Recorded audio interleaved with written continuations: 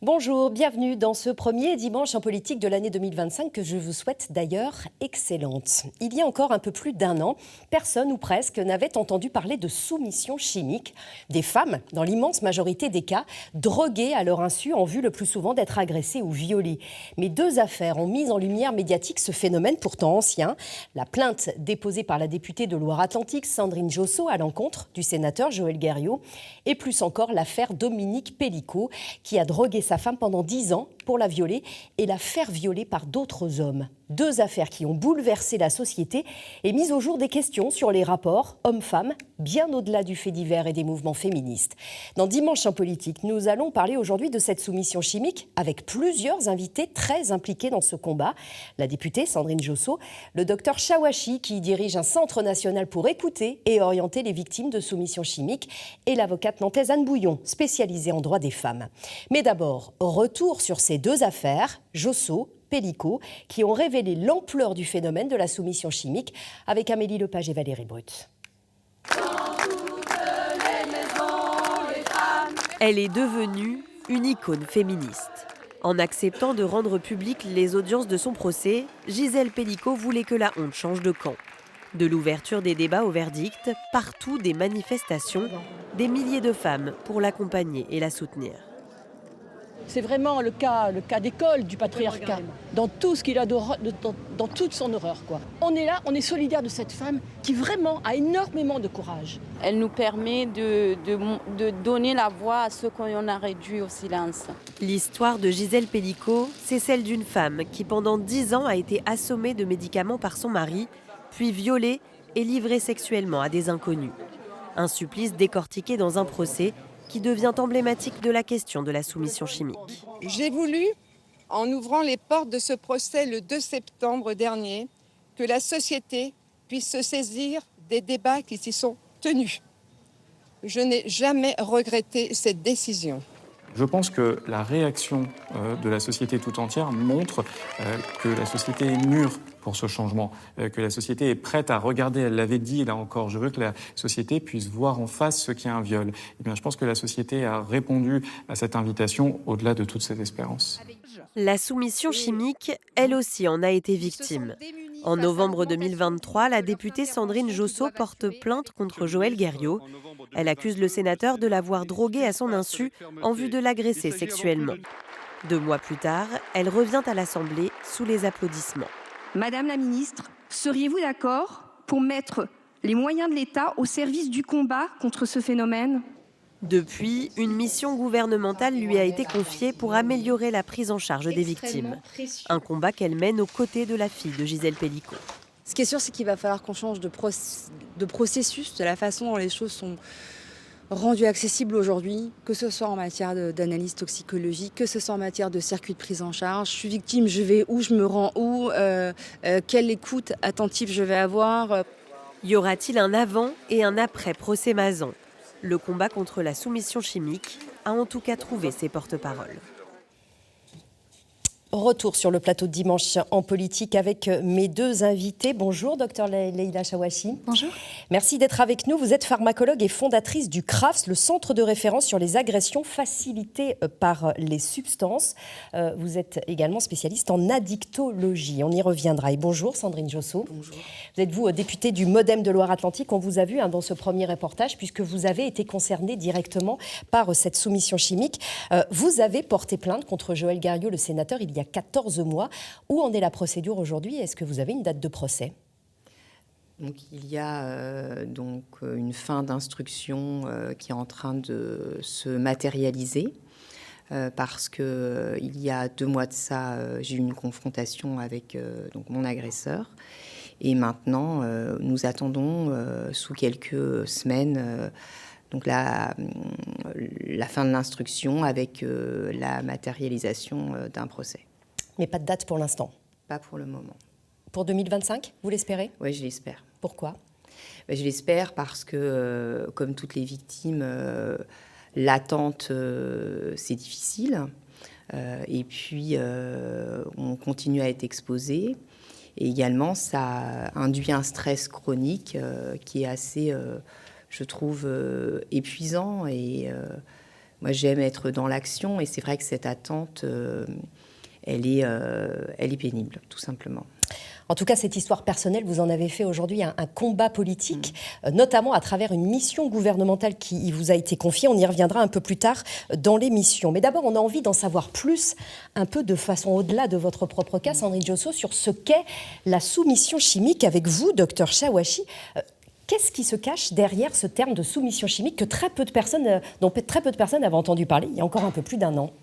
La soumission chimique, c'est effectivement le fait de droguer une personne à son insu ou sous la menace, c'est-à-dire que la personne ne consent pas à la consommation de la substance dans le but de commettre un fait criminel ou délictuel, quel que soit ce fait criminel ou délictuel. Dans la majorité des cas, ce sont des violences sexuelles qui sont retrouvées, mais on retrouve également les violences physiques, les vols, les enlèvements, les séquestrations. Et contrairement aux idées reçues, les situations sont infiniment plus variables que celles que l'on imagine. Donc bien sûr, dans la sphère festive, mais également dans la sphère privée, on retrouve ce phénomène. Donc loin d'être uniquement dans la boîte de nuit, loin d'être uniquement dans un verre d'alcool dans lequel on aurait administré du GHB, et loin de concerner uniquement les femmes entre 20 et 29 ans. Ça concerne beaucoup les femmes, également les hommes, les personnes transgenres et tous les âges. En 2022, les victimes démarraient à 9 mois et finissaient à 90 ans. Donc c'est important de considérer que c'est un mode opératoire des violences. Les violences sont vastes, les modes opératoires également le sera.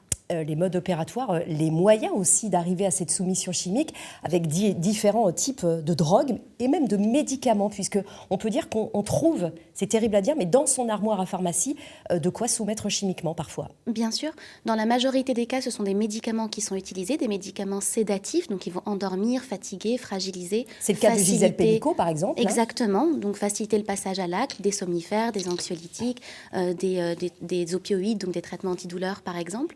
Mais les drogues gagnent beaucoup de terrain, c'est important de le dire. Depuis 2021, notamment, ils sont au coude à coude avec les médicaments et on voit se diversifier les propriétés de ces drogues. Donc, beaucoup de stimulants, je pense à la MDMA notamment, qui, elle, va euphoriser, désinhiber, altérer le comportement. Ou alors des drogues dissociatives comme la kétamine qui vont faire perdre la notion de la réalité par l'hallucination qu'elles vont pouvoir provoquer. Mais vous avez bien compris que l'agresseur vous endorme, vous stimule ou vous dissocie. Son objectif est le même, c'est vous empêcher de vous défendre et annuler vos capacités de défense. Vous dites que la soumission chimique, c'est l'histoire d'une confiance trahie. Ça veut dire quoi ? Ça veut dire qu'il faut lutter contre cette idée reçue selon laquelle les victimes seraient des écervelées, imprudentes, qui laisseraient leur verre sans surveillance et qui n'auraient pas respecté les règles de base de la vigilance. Ne pas parler à un inconnu, etc. Je le dis avec un peu de condescendance parce que c'est fatigant de l'entendre à répétition. Non, les victimes, dans la majorité des cas, vont accepter leur verre d'une personne de confiance, vont laisser leur verre sous la surveillance d'une personne de confiance ou vont laisser leur verre sans surveillance dans un contexte qui gagne leur confiance. Quand je vais au restaurant, par exemple, je ne prends pas mon verre pour aller aux toilettes avec moi parce que le fait même d'être dans un restaurant me sécurise, me rassure. Avec un ami, un époux. Un ami, même une nouvelle rencontre, oui. Puisque j'insiste beaucoup là-dessus. Quand je parle de confiance trahie, je ne parle pas que de la personne connue. La personne connue est vraiment présente, mais l'inconnu aussi est une personne à qui on accorde sa confiance. L'inconnu est aussi banal que la personne connue. C'est le chauffeur qui vous raccompagne, c'est l'hébergeur qui vous accueille, c'est le prestataire de service chez vous, etc., etc. Vous lui avez fait confiance et on fait confiance aux inconnus tous les jours. Vous êtes une inconnue pour moi aujourd'hui, je suis ravie de vous rencontrer, mais vous êtes une inconnue et je vous fais confiance. C'est là que c'est terrible parce qu'en fait, on ne peut pas être en hyper-vigilance tout le temps. Non. Hein, bien sûr. Et c'est ce que vous dites aussi, Sandrine Josso. Vous êtes allée, vous, chez Joël Garion en toute confiance. Hein, la confiance trahie, c'est aussi votre histoire. Ce que vous avez découvert aussi dans ce combat, c'est à quel point il y avait une sphère d'information autour de cette soumission chimique, notamment sur Internet, des tutos carrément qui existent pour des futurs agresseurs potentiels. Oui, alors sur la confiance trahie, vous avez raison, parce que moi, je le connaissais depuis 10 ans. Donc ça, c'est quelque chose d'important. Et puis, sur les modes opératoires, malheureusement, sur Internet, on trouve tous les conseils pour une parfaite soumission chimique. Et c'est en cela qu'il y a énormément de choses à faire pour endiguer le phénomène. Et je précise pour l'instant que la présomption d'innocence s'applique toujours à Joël Guerriau, qui reste mise en examen. Un chiffre quand même, Leïla Chawachi, la soumission chimique, elle est vieille comme le monde, on peut le dire, avec de toute l'histoire de l'humanité, que ce soit par l'alcool ou par d'autres phénomènes. Malgré tout, aujourd'hui, on a l'impression que le phénomène s'amplifie. Alors, est-ce que c'est une impression ou pas ? On va regarder ce chiffre, 1229 agressions recensées, c'était en 2022, les derniers chiffres qui existent de façon fiable, plus 69% en un an.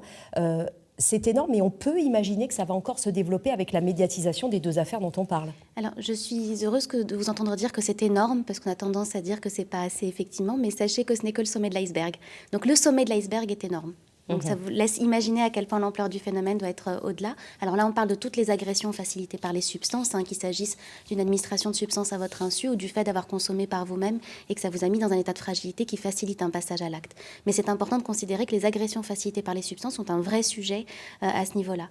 On est très sous-représenté, très sous-évalué pour la simple raison que la plupart de ces données reposent sur les données de plainte et moins encore, puis c'est les données de plainte pour lesquelles il y a pu avoir une réquisition judiciaire pour des analyses toxicologiques. Donc on en parlera effectivement sur ce parcours du combattant déjà pour obtenir les preuves. On est dans le tout petit sommet de l'iceberg et pourtant il est massif. Il est déjà... ce sommet. Donc oui, c'est un phénomène très ancien, vieux comme le monde. Je vous remercie de le souligner encore une fois. La drogue du violeur, on la retrouve dans nos contes de fées. La somnophilie aussi. Les princesses souvent dorment, parfois sont mortes. Si on pense à Blanche-Neige. Et sans parler des contes, vous avez bien sûr les contes médiévaux, Tristan et Iseut. On parle de filtre d'amour. En 2025, on parlerait de drogue du violeur. Et on peut décliner à l'infini, Dionysos, le dieu du vin, qui, pour violer les nymphes, transformait l'eau en vin, et donc les nymphes qui s'abreuvent deviennent ivres, et ça permet de faciliter le passage à l'acte. Et ça montre bien que ça n'est non seulement pas récent, mais que ça pose tout un problème de société et de réflexion. On va y venir. En tout cas, avec le procès à Pellico, avec votre plainte, Sandrine Josso, c'est le silence qui a été brisé autour de la soumission chimique. De plus en plus de femmes comprennent qu'elles ont été victimes, portent plainte et témoignent. C'est le cas de Fabienne Martini qu'on va écouter dans cette interview tout de suite. C'est l'une des premières fois que Fabienne Martini revient dans le centre-ville de Pornic sans être accompagnée d'un proche. J'ai la phobie de sortir seule dans les rues. Je suis souvent à regarder derrière moi. J'ai besoin de savoir que personne me suit. Ce jour d'octobre 2019, elle dit être entrée dans une boutique pour acheter du fromage et une bouteille de vin. Le gérant lui propose de goûter un verre. Immédiatement, elle est prise d'un malaise. Il a fermé le rideau en fait, de sa boutique. Et du coup, d'un seul coup comme ça, je me suis retrouvée dans le noir. Il a dû se passer du temps, je ne sais pas combien, mais je me suis retrouvée à ce qu'on m'aide à monter dans un 4x4 noir. Et après, parce que c'est par flash que je me souviens de tout ça, je me suis retrouvée nue chez lui. Et je sais que je lui ai dit que je ne pouvais pas être nue parce que j'aimais pas, j'étais pudique. Elle restera 4 mois dans le silence avant d'aller porter plainte. Celui qu'elle accuse s'est donné la mort avant d'avoir été jugé. Pour elle, la soumission chimique s'ajoute à la souffrance du viol. Lui, l'auteur des faits, ça le rend en toute possession. Et en plus, vraiment, de pouvoir vraiment faire tout ce qu'il veut sans aucune limite, puisque derrière, on ne dira rien, puisqu'on ne s'en souvient pas. Donc c'est là où la perversité, elle est affreuse, parce que c'est plus un viol simple où on peut décrire par la suite ce qui nous est arrivé. C'est là la complexité aussi de pouvoir parler. Fabienne Martini vient de reprendre le travail en mi-temps thérapeutique. Après plusieurs années de soins, elle a décidé de s'engager dans une association de victimes et de témoigner.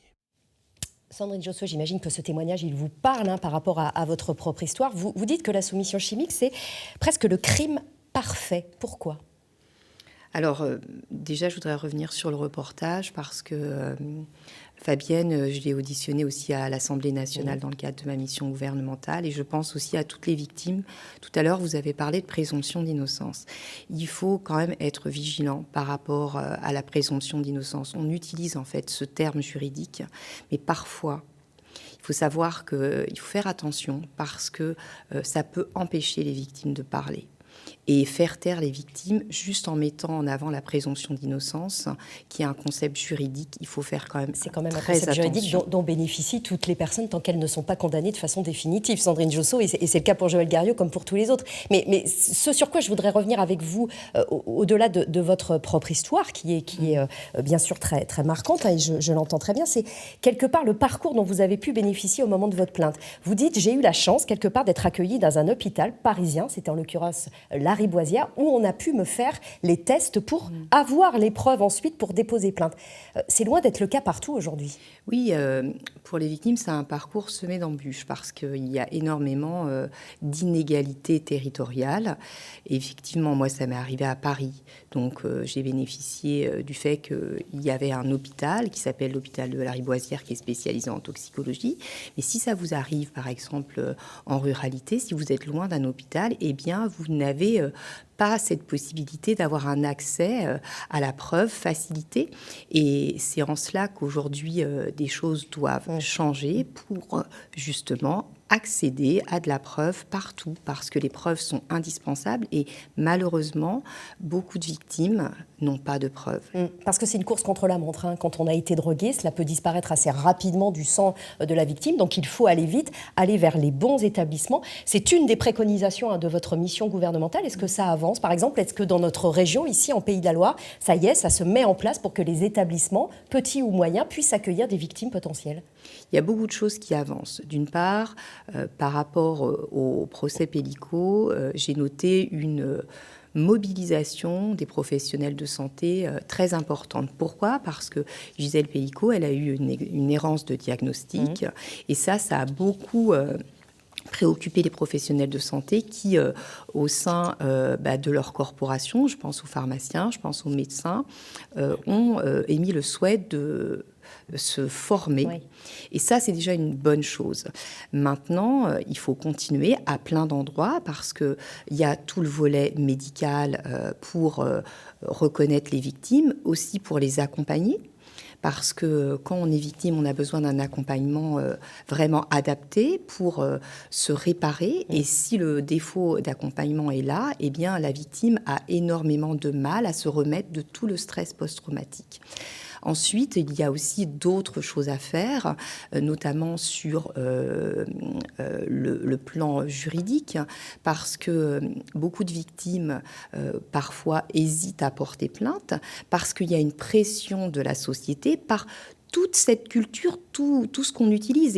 Et je reviens sur ce que vous avez dit tout à l'heure, c'est des petits mots comme ça à l'emporte-pièce sur la présomption d'innocence qui sont utilisés parfois maladroitement pour malheureusement en fait mettre les victimes dans une situation où elles ont peur de parler. Et c'est en cela que toute la société doit maintenant être beaucoup plus à l'écoute des victimes pour les soutenir, parce que sans soutien, une victime, elle s'en remet pas. Elle s'en remet pas et elle n'ira même pas forcément jusqu'au dépôt de plainte, dont on sait qu'il est difficile. Vous voudriez mettre en place aussi des kits de détection qui pourraient être accessibles sur prescription médicale en pharmacie. C'est quoi ces kits de détection et comment on peut se les procurer en cas de doute sur une agression? On travaille avec donc des partenaires comme le CRAFS, que dirige Leïla piloté Jawachi, par Leïla, aussi par le syndicat des pharmaciens, pour faire en sorte que l'on puisse avoir plusieurs solutions. C'est-à-dire que si vous êtes loin d'un hôpital, eh bien, on peut avoir aussi un autre choix d'aller dans une pharmacie, mais les pharmaciens doivent être formés et donc on travaille avec eux pour élaborer un kit adapté à tout ce qu'on dispose au niveau d'un territoire pour faire en sorte que la victime qui ne peut pas aller, par exemple, dans un centre hospitalier puisse avoir un parcours fléché au sein déjà d'un premier interlocuteur qui est le pharmacien. Mais il y a d'autres choix aussi à proposer aux victimes et ça, en fait, ça fait vraiment l'objet de la mission et des propositions qu'on remettra lors de la remise de notre rapport au mois de mai. Rapidement, parce que l'émission avance, Leïla Jawachi, c'est essentiel en fait pour une victime de savoir où je peux aller, qui peut m'accueillir si je me sens victime. C'est bien sûr, puisque vous l'avez dit vous-même, il y a une course contre la montre. On ne peut pas dire aux gens agissez vite et ne pas leur fournir une boussole. C'est le principe même de l'orientation. Donc nous, c'est la raison pour laquelle nous avons fondé le CRAFS. Donc l'objectif, c'est de fournir justement un téléconseil qui soit spécialisé. C'est un centre d'appel en fait, où on peut contacter des personnes spécialistes qui vont vous orienter. Exactement. En fait, nous sommes toutes des femmes. Nous sommes pharmacologues, nous sommes experts de santé publique. On est spécialisés en usage criminel. On est formés sur les violences sexistes et sexuelles et on est formés sur le psychotraumatisme. Et c'était extrêmement important pour nous justement d'avoir cette hyper spécialité parce que, et je le redis là-dessus, je suis très soucieuse de ce point, l'accueil, le premier point de chute, l'accroche va être déterminante sur la suite de la prise en charge. Pour la suite. Si on est mal reçu, si on ne sait pas vers qui vous fléchez, vous perdez toute la solidarité qui va se mettre en place dans la chaîne qui permet d'accompagner les victimes. Et on a vu à quel point c'est difficile déjà de démarrer ces processus. Alors au-delà de la soumission chimique, ce phénomène a créé un débat de société autour des rapports hommes-femmes en obligeant chacune d'entre nous à se saisir de ce sujet de société qui dépasse le seul fait divers. On a entendu beaucoup de voix de féministes, de sociologues, de médecins, d'une avocate aussi. C'est la Nantaise Anne Bouillon, très engagée auprès des femmes victimes de violences. Elle nous a accordé un entretien cette semaine au tribunal de Nantes.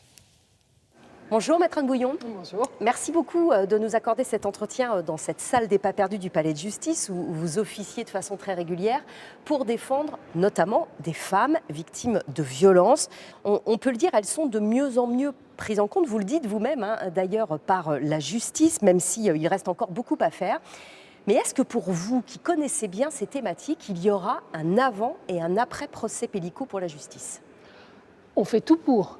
Véritablement, on a tous et toutes envie aux places qui sont les nôtres et moi, à ma place d'avocate très engagée aux côtés des femmes, de ce que ce procès marque un curseur, soit un procès historique, un peu comme cela a été celui de 1978 à Aix-en-Provence où Gisèle Halimi officiait. Vous dites d'ailleurs, il ne faut pas que ça reste un fait divers, c'est un procès politique, ça veut dire quoi ? C'est un procès politique parce que véritablement, il y a une dimension systémique qui a été mise en œuvre et mise en lumière dans ce procès-là. On l'a beaucoup dit, mais c'est utile de le rappeler. Ce sont des hommes dont on peut dire que ce sont des hommes ordinaires, exception faite de Dominique Pellicot, cela va sans dire. Mais finalement, tout le monde aurait pu retrouver un cousin, un voisin, un collègue de travail sur le banc des accusés. Vous dites c'est le procès d'hommes ordinaires. Le procès de la masculinité, on a pu entendre, ou de la culture du viol, ce qui a pu beaucoup choquer, parce qu'en fait, il faut bien le dire quand même, Anne Bouillon, tous les hommes ne sont pas des violeurs en puissance. Bien sûr, bien sûr. Tous les hommes ne violent pas. Toutes les femmes ne subissent pas des viols, heureusement. Mais ce qui interroge, c'est comment est-ce que des hommes qui ne sont pas des monstres, et je crois qu'il faut vraiment se garder de la figure du monstre, qui est une figure d'altérité et qui précisément nous permet d'éviter ce que Gisèle Pellicot nous demande de faire, à savoir de nous regarder en face et de nous regarder dans un miroir. Comment est-ce que des hommes qui sont des hommes qui n'ont pas de pathologie avérée, qui ne sont pas des pervers au sens psychiatrique du terme, comment est-ce que ces hommes, dans ces circonstances-là, ont cru qu'ils n'avaient pas à s'empêcher ? Moi, c'est ça qui m'intéresse. Vous voyez, qu'est-ce qui fait que dans ces circonstances, avec un corps inerte de femme, endormie, mise à disposition par son époux, qu'est-ce qui, dans la tête de ces hommes ou dans la manière dont ils ont été éduqués, élevés, et pour moi le vrai problème, il est là, fait qu'ils sont crus autorisés à ne pas s'empêcher d'avoir accès à la sexualité de cette femme. Eh bien, je crois que la vraie question, c'est celle-là, et que nous résoudrons la question du viol lorsque l'on trouvera réponse à cette question-là, et lorsque, évidemment, vous m'avez comprise, on travaillera sur notre système patriarcal, notre rapport au corps des femmes, l'éducation que nous donnons à nos enfants. À nos garçons notamment, mais pas seulement. Mais pas seulement, parce que vous avez parlé de la masculinité, le procès de la masculinité, nous pourrions interroger la notion de féminité aussi. Et qu'est-ce que nous inculquons à nos filles en termes de douceur, en termes de passivité, en termes d'acceptation de ce qui est tolérable et de ce qui ne l'est pas. Je crois que c'est tout ça qu'il faut que nous revoyions. Gisèle Pellicot nous demande de revoir nos logiciels et il faut passer au travail. La soumission chimique a vraiment été mise en lumière de façon très crue, très difficile par ce procès de Dominique Pellicot et des autres accusés, par une autre affaire aussi précédemment, c'est celle qui a mis en cause Joël Guerriau, le sénateur de Loire-Atlantique, face à la députée Sandrine Josso. Une mission d'information a été diligentée par les précédents gouvernements, elle devrait être reconduite par celui de François Bayrou. Qu'est-ce que vous en attendez d'un point de vue politique ? Réformer la loi et le code pénal, c'est déjà un premier pas tout à fait intéressant. Mais est-ce que c'est suffisant ? Réformer les pratiques hospitalières, c'est un pas aussi intéressant. Et la manière dont les hôpitaux vont être dotés de kits de détection... C'est en cours aussi. Absolument, mais ça, c'est indispensable. C'est-à-dire que moi, j'ai des dossiers où, encore une fois, j'ai la conviction qu'il y a une soumission chimique, mais nous n'avions pas les instruments à disposition pour pouvoir le détecter. Donc, c'est le premier pas. Et évidemment, le pouvoir politique a un rôle crucial à jouer là-dedans. Moi, je suis toujours optimiste. L'avenir nous le dira. Vous avez raison, notre regard se tourne vers le pouvoir politique. Comment est-ce qu'il va se saisir vraiment de ces questions-là, au-delà des effets d'annonce? Comment est-ce que tout cela va infuser dans notre société jusqu'à celles et ceux qui assurent notre relève, à savoir nos enfants? Je suis assez réservée sur l'accueil qui est fait. Vous savez, les enfants doivent avoir 3 heures d'éducation à la vie sexuelle et affective par an en France. Lorsque la ministre de la précédente mandature a voulu relancer ce programme-là, il y a eu tout de suite corrélativement une levée de bouclier. Pour autant, c'est ça la solution. Le nerf de la guerre, il est là. L'éducation à nos enfants, la conversation dont nous parlions à l'instant, le respect de l'intégrité de chacun et de chacune. Et c'est comme ça que nous irons mieux collectivement. Merci beaucoup Anne Bouillon. Merci. Sandrine Josso, Laïla Chaouachi, elle a raison, Sandrine Josso, en disant qu'il faut vraiment modifier en profondeur les mentalités, passer à une autre approche de la sexualité et de l'éducation. Oui, elle a raison, il y a tout cela à faire et aussi il y a une compréhension à avoir sur les causes qui amènent en fait ces violences. Et ça va se traduire aussi au sein de mes auditions et de mon rapport. Ça s'appelle le contrôle coercitif. On est un des seuls pays qui n'a pas de loi à ce sujet. Il va falloir s'y atteler. Et ça fera partie du contenu de votre mission, dont les conclusions devraient être rendues normalement au printemps. En un mot, Laïla Chaouachi, même chose. Oui, en un mot, il faut changer les mentalités et au-delà de la culture du consentement, bien sûr, d'avoir aussi une culture de la vigilance solidaire. C'est à moi de faire attention à vous si vous êtes en état de vulnérabilité et de ne pas entretenir l'idée que tout est affaire de prudence. Il n'y a qu'à mettre un couvercle à verre, une paille, un vernis anti-viol. C'est à moi de faire attention à vous et à vous de faire attention à moi. Et je rappelle le numéro de votre centre où on peut appeler si on a des doutes ou si on est persuadé d'avoir été victime de soumission chimique. C'est le 01 40 05 42 70. Merci beaucoup à l'une et à l'autre d'avoir été présentes sur ce plateau de Dimanche en politique. Je précise que France 2 consacrera une soirée spéciale. Ce sera dans un peu plus d'une semaine, le mardi 21 janvier, Soumission chimique pour que la honte change de camp. Un documentaire suivi d'un débat animé par Carole Gessler. Ce sera à partir de 21h10. Merci beaucoup d'avoir suivi ce Dimanche en politique. La semaine prochaine, nous vous retrouvons pour une émission spéciale, cette fois sur l'arrivée du Vendée Globe, avec le vainqueur de la course et les autres skippers. Je souhaite à toutes et à tous une excellente journée.